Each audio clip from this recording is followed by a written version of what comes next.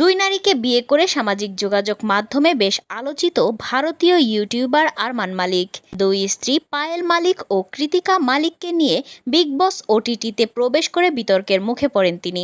দুই স্ত্রীকে নিয়ে নাকি মিলেমিশেই বেশ সুখের সংসার, এমনটাই দাবি করেছিলেন আরমান, পায়েল ও কৃতিকা। কিন্তু সম্প্রতি একটি এপিসোডে কৃতিকার বিস্ফোরক মন্তব্য রীতিমতো চমকে দিয়েছে দর্শকদের। জানা গেছে প্রিয় বান্ধবীর স্বামী আরমানকে বিয়ে করার পর আত্মহত্যা করতে গিয়েছিলেন কৃতিকা। এই প্রসঙ্গে কৃতিকা বলেন, শুরুতে ভীষণ অনুশোচনা হতো, বহু সমস্যার মুখোমুখিও হয়েছেন, এরপর তিনজনই আলাদা হয়ে যায়, এমনকি আত্মহত্যার চেষ্টাও করেন কৃতিকা। কৃতিকার ভাষ্য, তাদের বিয়েটা পায়েল মেনে নিয়েছিলেন বলেই এই সম্পর্কটা এখনো টিকে আছে।